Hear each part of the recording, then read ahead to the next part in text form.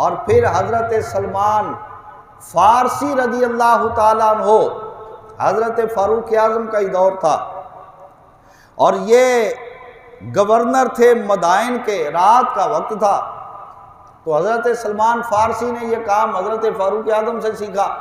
رات کو کمبل اوڑھ لیتے، اپنا بھیس بدل کر گلیوں بازاروں کے چکر لگاتے کہ میرے اس علاقے کے اندر جہاں جہاں تک کا مجھے گورنر بنایا گیا، اتنے میرے ایریے کے اندر کوئی پریشان تو نہیں، کوئی بیمار تو نہیں، تاکہ میں جا کر اس کی خبر لوں، کوئی تکلیف کے اندر مبتلا تو نہیں، کسی ظالم نے ظلم و ستم کر کے کسی مظلوم کو بلا وجہ کوئی پریشان تو نہیں کر دیا۔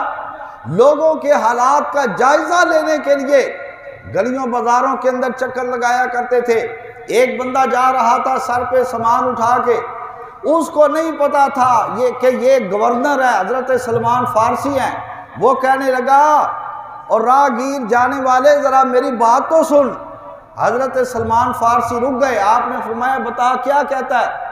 کہنے لگا یار یہ سامان کا وزن زیادہ ہے، آپ کی مہربانی ہوگی، میں کمزور ہوں، آپ طاقتور ہیں ماشاءاللہ، اللہ نے آپ کو اس قدر جوان بنایا، مہربانی کرو ذرا یہ میرا وزن اٹھا کے فلاں فلاں جگہ میرے گھر تک پہنچا دو۔ حضرت سلمان فارسی نے آگے سے یہ نہیں فرمایا کہ میں تو گورنر ہوں، آپ نے میں لاؤ مجھے دے دو، یہ کون سی بات ہے؟ اس کا وزن اپنے سر کے اوپر اٹھا لیا، اٹھا کے چل پڑے۔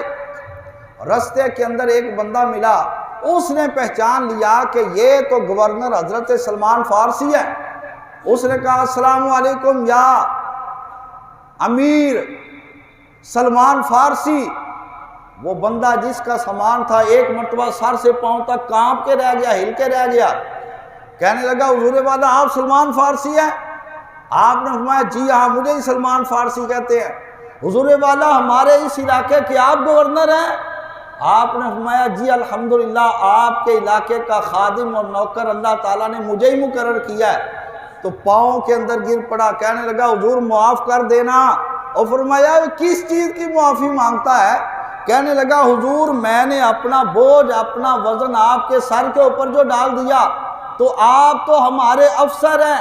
آپ نے فرمایا چھوڑ اس بات کو، افسری کو، میرے آقا کا فرمان تو نے نہیں سنا، سید القوم خادمہم، جو قوم کا سردار ہوتا ہے حقیقت کے اندر وہ اپنی عوام کا خدمتگار اور نوکر ہوا کرتا ہے جی۔